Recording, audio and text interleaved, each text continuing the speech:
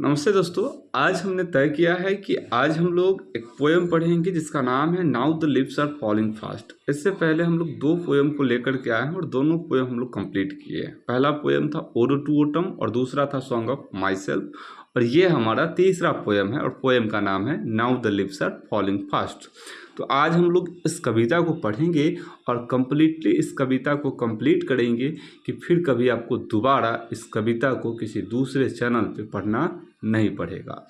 और कंप्लीट इसको इस प्रकार से करेंगे कि न केवल कविता कंप्लीट होगा बल्कि इसको कंप्लीट करने के साथ ही साथ हमारा एक एक ऑब्जेक्टिव कंप्लीट हो जाएगा। कहीं से भी हमको ऑब्जेक्टिव याद करने का ज़रूरत नहीं पड़ेगा और ना ही समरी और ना ही कि क्वेश्चन आंसर हमको समझने का फिर से ज़रूरी पड़ेगा या फिर उसके लिए अलग से तैयारी करना पड़ेगा। मतलब साफ है कि इस कविता को अगर आप पढ़ते हैं और वो भी इस चैनल पे मेरे से पढ़ते हैं तो मैं आपको यकीन दिला रहा हूँ कि आपका एक एक चीज़ जड़ से कंप्लीट होने वाला है। तो कविता में लास्ट तक बने रहिएगा, वीडियो में लास्ट तक बने रहिएगा। और क्या आपको फीडबैक मिलता है, क्या आपको लगता है इस कविता को पढ़ने के बाद, हमें फीडबैक ज़रूर दीजिएगा। और मुझे ऐसा उम्मीद है कि अगर आप लास्ट तक इस कविता को देखते हैं, सुनते हैं, समझते हैं तो यकीनन आप इस कविता को बहुत अच्छा कर पाइएगा। खैर, अब डायरेक्ट हम लोग कविता पे आते हैं। कविता का नाम है now the leaves are falling fast. मतलब अब जो है लीव्स बोले तो पत्तियां जो हैं फॉलिंग हो रही है, झड़ रही है फास्ट, और वो भी तेज़ी से झड़ रही है। इसका ये एक्चुअल मीनिंग है जो कि वर्ड्स पे आपको दिखाई दे रहा है कि अब पत्तियां तेज़ी से झड़ रही है, लेकिन ऐसा नहीं है। यहाँ पे पोएट ऐसा दिखा तो रहे हैं जो कि शब्द के माध्यम से दिखा रहे हैं, लेकिन एक्चुअल में इनका ऐसा मानना नहीं है। एक्चुअल में इस पत्तियों के बहाने ये कुछ और कहना चाह रहे हैं। अब क्या कहना चाह रहे हैं ये हम पोएम जब पढ़ाने आएंगे तो वो हम आपको विस्तार से समझाएंगे। पहले हम इस चीज़ को जो है कि इनके ये जो राइटर है now the leaves are falling fast के, इनके बारे में कुछ जान लेते हैं। एंड आफ्टर डैट जब हम पोएम पे आएंगे तो इसका एक्चुअल मीनिंग बताएंगे कि ये दिख कुछ और रहा है, इसका मतलब कुछ और निकल रहा है, लेकिन एक्चुअल में कुछ और इसका मतलब होना चाहिए। और इस पूरे कविता को यदि आप पढ़िएगा तो इसमें ऐसा ही है। हमने इस कविता को बनाने के लिए इसलिए भी जोर दिया है क्योंकि मैंने देखा है कि यूट्यूब पे बड़े बड़े चैनल जो बहुत विख्यात चैनल है, बच्चे ब्लाइंडली उन पे विश्वास करते हैं। वो चैनल इस पे वीडियो बनाया हुआ है, वो टीचर इस पे वीडियो बनाए हुए हैं, लेकिन कुछ भी अलेल बलेल पढ़ा करके जा रहे हैं। मैंने देखा है कि वो पत्तियों के बारे में बात कर रहे हैं, वो पेड़ पौधों के बारे में बात कर रहे हैं, लेकिन इस कविता में ये जो राइटर हैं W.H. ऑडेन साहब ऐसा कुछ बात ही नहीं कर रहे हैं। तो आप बिल्कुल अलग आपको पढ़ने को मिलेगा, समझने को मिलेगा। वीडियो में आप बने रहिएगा। पहले हम लोग जान लेते हैं W.H. ऑडेन के बारे में। चलिए उसके बाद हम लोग कविता को पढ़ेंगे। W.H. ऑडेन का पूरा नाम क्या है? तो W.H. ऑडेन का पूरा नाम है विंस्टन हग अडेन। विंस्टन हग अडेन इनका पूरा नाम है। इनका जन्म हुआ था 1907 में और इनका मृत्यु हुआ था 1973 1973 में। 1907 में इनका जन्म हुआ था और 1973 में इनका मृत्यु हो गया था।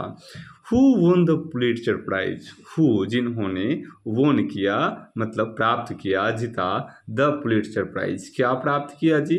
द पुलिट्जर प्राइज एक प्राइज है। पुलिट्जर प्राइज से नाम वो ये है, लिटरेचर में दिया जाता है। ये इनको इस प्राइज से सम्मानित किया गया था इन 1948 1948 में फॉर हिज कलेक्शन। इनके कलेक्शन के कारण। कलेक्शन क्या होता है जी? तो कविताओं का जो कलेक्शन होता है उसको कलेक्शन कहा जाता है लिटरेचर के क्षेत्र में। तो फॉर हिज कलेक्शन, इनके कविता कलेक्शन के कारण द एज ऑफ एंग्जाइटी, और कलेक्शन का नाम क्या था? तो द एज ऑफ एंग्जाइटी। मतलब द एज ऑफ एंग्जाइटी नाम का एक कलेक्शन है, एक बुक है, और उस बुक का नाम, उस कलेक्शन का नाम है द एज ऑफ एंग्जाइटी। उसमें बहुत सारा कविता है और उसी कलेक्शन के कारण 1948 में इनको पुलिट्जर प्राइज से सम्मानित किया गया था। आगे देखते हैं।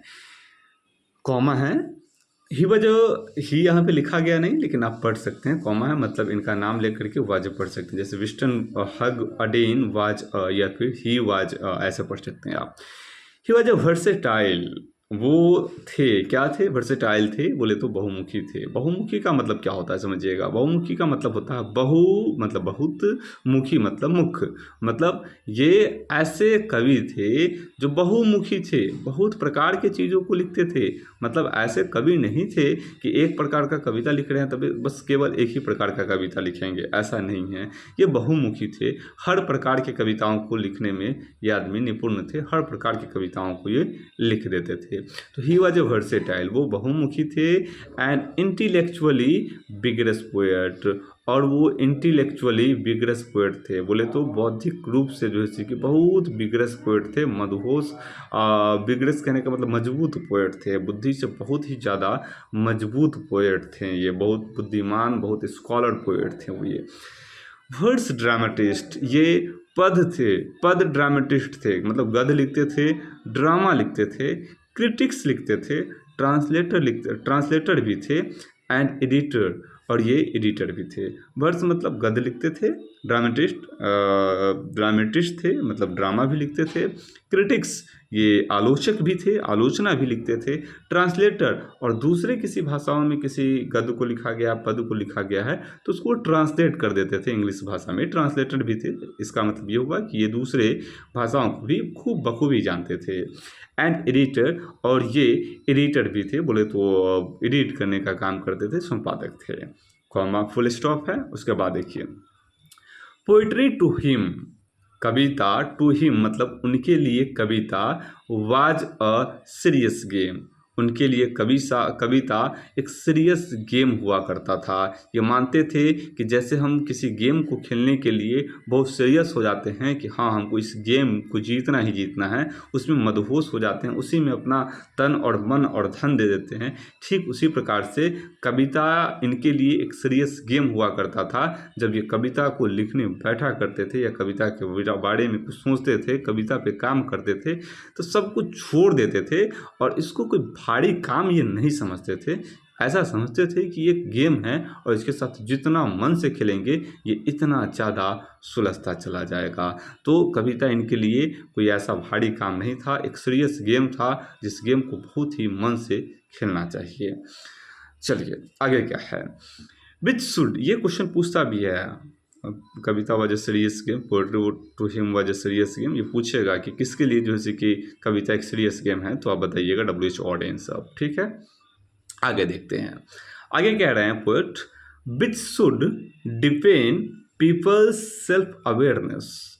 इन्होंने पहले कहा कि कविता इनके लिए एक सीरियस गेम है, अब कहा जा रहा है which should depend people's self awareness, जो कि होना चाहिए, क्या होना चाहिए, डिपेंड होना चाहिए, निर्भर होना चाहिए, पीपल्स सेल्फ अवेयरनेस, लोगों के आत्म अवेयरनेस, आत्म सुरक्षा के बारे में कविता लिखा जाना चाहिए। ये कह रहे हैं, इनके अनुसार ये ऐसा कहते थे कि कविता जो है हमेशा ऐसा लिखा जाना चाहिए जिसमें लोगों का आत्मसम्मान हो सके, लोगों के अवेयरनेस के बारे में जो है कुछ हो सके, लोग अवेयर हो सके, उन्हें अवेयर कीजिए, जागरूक कीजिए, ऐसा कविता लिखिए।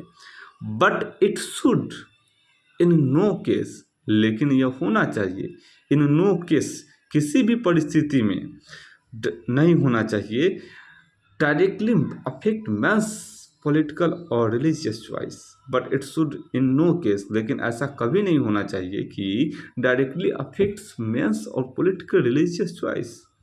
ये कविता में कभी भी डायरेक्ट जो है अफेक्ट करे, क्या चीज़, तो लोगों के पॉलिटिकल और रिलीजियस चॉइस।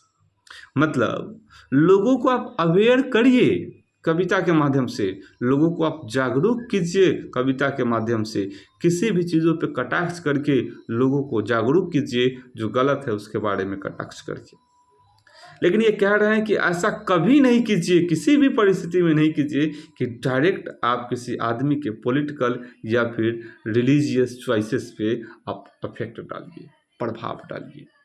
कितना सुंदर बात कह रहे हैं ये कह रहे हैं कि आप लोगों को हर प्रकार से जागरूक कर सकते हैं, अवेयर कर सकते हैं, लेकिन आप अगर एक अच्छे कवि हैं तो लोगों की जो पॉलिटिकल चॉइस है और लोगों का जो रिलीजियस चॉइस है, मतलब उसका जो राजनीति में जो रुचि है या फिर धर्म में जो रुचि है, तो राजनीति और धर्म पे आप कटाक्ष नहीं कीजिए। ये बहुत अच्छा बात कह रहे हैं, क्योंकि आप किसी भी युग में, किसी भी शताब्दी में अगर आप देखेंगे तो ऐसा आपको देखने को मिलेगा कि लोगों ने हर कुछ को बर्दाश्त किया है, लेकिन धर्म के मामले में कटाक्ष को बर्दाश्त नहीं किया है। तो इसलिए ये कह रहे हैं कि धर्म चाहे कितना भी बेकार हो, धर्म में चाहे जो भी हो रहा हो, उस पर आप कटाक्ष ना कीजिए तो ज़्यादा अच्छा होगा एक पोएट के नाते। हिज अर्ली पोयम, इनका जो शुरुआत का पोयम है, अब देखिए हिज अर्ली पोएम्स मतलब इनका जो शुरुआत का जो कविताएं हैं, एग्जिबिट हिज इंटरेस्ट, उसमें आपको इंटरेस्ट मौजूद मिलेगा किन चीज़ों पे? इन पॉलिटिकल, राजनीति पर, पॉलिटिकल अफेयर एंड आइडियाज, और राजनीति के विचारों में जैसे कि इनका एग्जिस्ट मिलेगा इनके विचार का। बट हिज लेटर पोयम, लेकिन इनके जो लेटर पोयम है, बाद के जो कविताएं हैं, are overly Christian and more personal in tone. ये शुरुआती कविता में, फिर से इसको एक बार हम देखते हैं। हिज अर्ली पोएम, इनका जो शुरुआत का कविता है, exhibit his interest in political affair and ideas. इनका शुरुआत की कविता में ऐसा देखने को मिला है कि ये पॉलिटिकल और रिलीजियस चीज़ों पे जो है कि कटाक्ष करते थे। But his later poem are overly Christian and more personal in tone. लेकिन बाद की कविताओं में ऐसा कुछ नहीं किए। बाद के कविताओं में ये किसी भी धर्म के ऊपर कटाक्ष नहीं किए। समझ में आ रहा है बात? इसका मतलब ये हुआ कि शुरुआत में ये धर्म के ऊपर कटाक्ष किए थे, राजनीति के ऊपर कटाक्ष किए थे, लेकिन शायद इस चीज़ का नतीजा इनको बुरा भुगतना पड़ा, और इसीलिए उसके बाद से ये पॉलिटिकल और रिलीजियस चीज़ों पे कटाक्ष करना छोड़ दिए, और कभी कभार किए भी तो सिर्फ और सिर्फ क्रिश्चियन पे किए, वो भी इसलिए कि ये क्रिश्चियन धर्म से थे। और आप अपने धर्म का बुराई थोड़ा बहुत कर सकते हैं, बुराई नहीं, उसमें खामी निकाल सकते हैं, लेकिन दूसरे धर्म का नहीं कर सकते। इसलिए बाद की कविताओं में ये धर्म के ऊपर, राजनीति के ऊपर कटाक्ष करना छोड़ दिए, और कभी किए भी तो खुद के अपने धर्म, बोले तो क्रिश्चियन पे किए। एज अ टेक्नीशियन, आगे देखिए क्या रहा है। एज अ टेक्नीशियन, एक टेक्नीशियन की तरह, Auden explored a variety of stains. एक टेक्नीशियन की तरह, एक मिस्त्री की तरह, एक ऐसे टेक्नीशियन की नया नया चीज़ का खोज करता जो होता है technician. As a technician Auden explored, Auden explore किया मतलब खोजा। हाँ, ऑर्डन एक्सप्लोर्ड मतलब ऑर्डन खोजा, बनाया, एक्सप्लोर किया, बढ़ावा दिया। अब वेराइटी ऑफ स्टेंजा, किन चीज़ों को खोजा, किन चीज़ों को बढ़ावा दिया? अब वैरायटी ऑफ स्टेंजा, बहुत तरह तरह के वैरायटी मतलब तरह तरह के स्टेंजा का खोज किया, स्टेंजा फॉर्म्स का, एंड मीटर्स, और मीटर्स का खोज किया। हाँ, एक टेक्नीशियन की तरह ये जो है कि बहुत सारा स्टेंजा बनाए और मीटर्स बनाए। ही हैड अ पैसन, इनका पैसन था फॉर वर्ड क्वाइनिंग, वर्ड को क्वाइनिंग करने का, वर्ड को जोड़ने का। इनका पैसन कहने का मतलब इनको मन लगता था किस चीज़ में? वर्ड क्वाइनिंग में, वर्ड को क्वाइनिंग करने में, वर्ड को जोड़ने में। क्वाइनिंग मतलब होता है जोड़ना।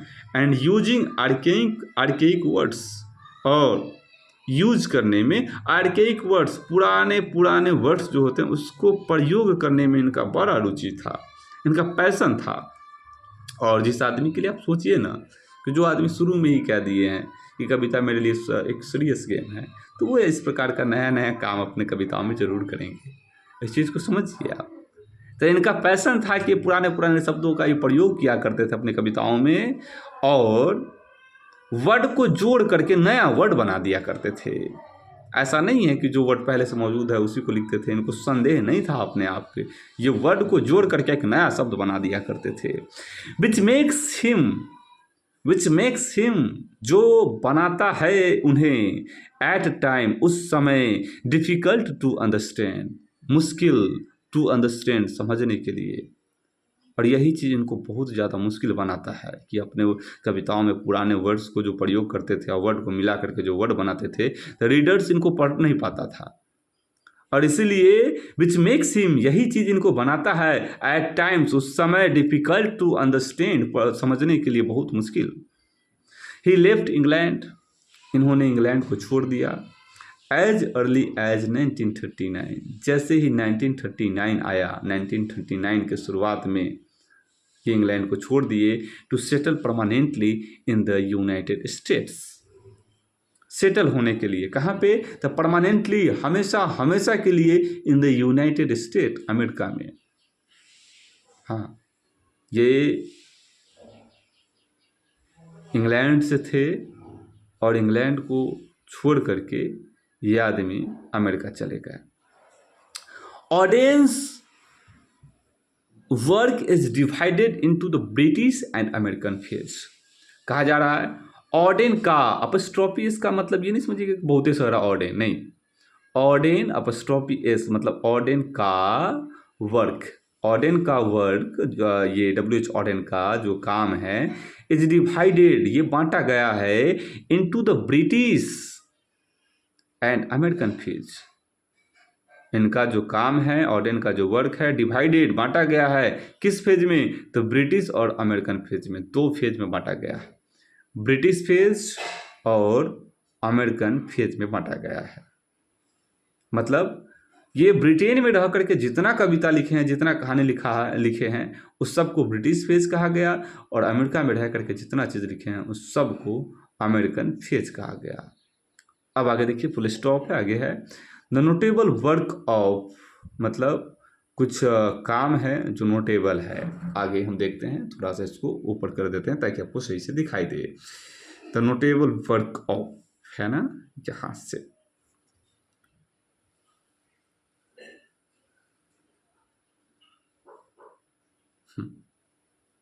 अब से, हाँ ध्यान दीजिएगा। हाँ कहाँ है जी? ऑर्डर एक्सपोर्ट, हाँ जी। The notable work of, notable का मतलब होता है नोट करने योग्य, मतलब गौर करने योग्य। द नोटेबल वर्क ऑफ, कुछ काम है जो गौर करने योग्य है, जिसपे हमारा नज़र टिकना चाहिए। Of the English phase are the, English phase का कुछ नोटेबल वर्क, इंग्लिश फेज कहने का मतलब इंग्लैंड के फेज का, ठीक है। कुछ नोटेबल वर्क है जो गौर करने योग्य है। वो क्या है जी? इंग्लैंड में जो रह करके लिखे हैं उन कविताओं का नाम है द ऑरेटर्स। इंग्लैंड में बहुत सारा ये लिखे, लेकिन द ऑरेटर्स बहुत विख्यात हुआ। द डांस ऑफ डेथ, ये भी बहुत ज़्यादा विख्यात हुआ। लुक स्ट्रेंजर्स, ये भी बहुत विख्यात हुआ। स्पेन, ये भी विख्यात हुआ। एंड अनदर टाइम, ये भी बहुत ज़्यादा विख्यात हुआ, जो कि इंग्लैंड में विख्यात हुआ। ये सब के सब। अब आगे देखिए, the notable work of the American phase. अब कुछ नोटेबल वर्क है, गौर करने योग्य काम है, जो कि अमेरिकन फेज के हैं। इंक्लूड, उसमें इंक्लूड है, क्या इंक्लूड है जी? क्या उसमें है? न्यू ईयर लेटर्स, जिसमें इंक्लूड है new year letters. For the time being, ये भी इंक्लूड है। द एज ऑफ एंग्जाइटी भी है। And the seed of sleep, और द सीड ऑफ स्लीप भी है। एंड द प्रेजेंट लिरिक, और ये जो लिरिक हम पढ़ रहे हैं अभी, ये now the leaves are falling fast, ये जो लिरिक पढ़ रहे हैं अभी, now the leaves are falling fast, enact the frustration inherent in human life. ये इनएक्ट करता है, दर्शाता है फ्रस्ट्रेशन, एक दुख दिखाता है, इनहेरेंट इन ह्यूमन लाइफ, जो ह्यूमन लाइफ में हो रहा है, लोगों के जीवन में हो रहा है, उस दुख को दिखाने का काम करता है। The aspirants that are not fulfilled and the sense of loneliness in which every individual lives and dies. जो एस्पिरेंट है, जो जीवन जीने वाले लोग हैं, यहाँ पे राहगीर है, that are not fulfilled, वो पूरा नहीं कर पा रहे हैं। And the sense of loneliness, अपने जीवन को पूरा नहीं कर पा रहे हैं। And sense of loneliness in which every individual lives and dies, और यहाँ तक कि वो अपने जीवन में अपने लक्ष्य को पूरा नहीं कर पा रहे हैं, लेकिन अपने इंडिविजुअल लाइफ में, जीवन और मरण के बीच में, वो अकेलापन फील कर पा रहे हैं। अब यहाँ पे हमारा ये जो राइटर का इंट्रो है ये ख़त्म होता है। उम्मीद है कि आपको समझ में आया होगा, और एक एक शब्द का हिंदी आपको समझ में आया होगा, न केवल लाइन का बल्कि एक एक शब्द का। उम्मीद है कि आपको बहुत बढ़िया समझ में आया होगा। अगर कहीं पे भी आपको डाउट हो रहा है तो उस लाइन को फिर से एक बार देख लीजिए, बेटर आपको समझ में आ जाएगा। अब बात करते हैं पोयम का। तो पोयम आपका नेक्स्ट वीडियो पार्ट 2 में आएगा और उस पार्ट 2 वीडियो में हम पूरे पोयम को कंप्लीट करने का काम करेंगे। हम लोग काम थोड़ा धीरे ही कर रहे हैं, लेकिन ऐसा काम कर रहे हैं कि एकदम कंप्लीटली कंप्लीट हो, फिर कभी आपको दोबारा पढ़ने का ज़रूरी नहीं पड़ेगा। तो आज के लिए बस इतना ही रखते हैं, मिलते हैं फिर किसी नेक्स्ट वीडियो में। आज के लिए धन्यवाद, बहुत बहुत धन्यवाद। मिलते हैं फिर नेक्स्ट वीडियो में। धन्यवाद।